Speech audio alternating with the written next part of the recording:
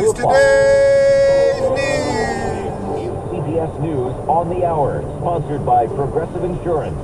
I'm Christopher Cruz. President Trump and Vladimir Putin are meeting at this hour on a military base in Alaska. They're trying to see if they can reach an agreement to end Russia's attacks on Ukraine.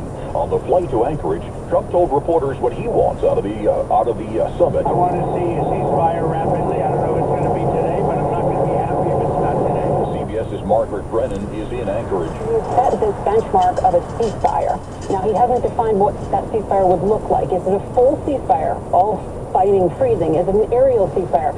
He can maybe define what success could look like by shaping that today, but we know he has to end today with something. The White House says it's a 3-on-3 meeting with Secretary of State Marco Rubio and Special Envoy Steve Witkoff joining Trump. Here's CBS News national security contributor Samantha Vinograd. From a counterintelligence perspective, there will be more individuals who can help recount a comprehensive and accurate record of what transpired in that meeting so that Putin has less of an opportunity to exploit President Trump and to reinvent history when it comes to the content of the meeting. A federal grand jury has indicted New Orleans Mayor LaToya Cantrell and her retired police officer bodyguard after a long-running corruption investigation.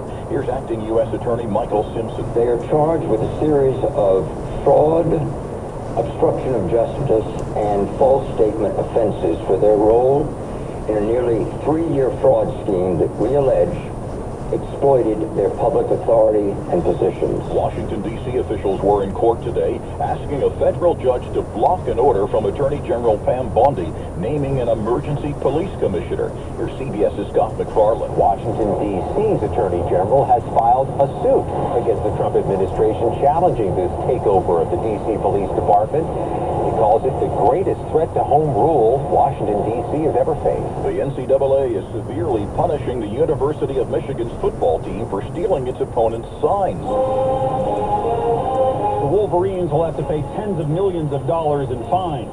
Head coach Sharon Moore will be suspended for 1 game next season, on top of the self-imposed 2-game suspension he'll serve this fall. The NCAA found former assistant coach Connor Stallion sent spies to the games of Michigan's upcoming opponents, had them record those teams' sideline signals, then sent the videos back for Stallions to decode. NCAA rules do not allow teams to scout opponents in person or with technology. Michael Wallace, CBS News. On Wall Street at the closing bell, the Dow closed up fractionally, coming close to a record high. The S&P 500 down about 0.25%. This is CBS News.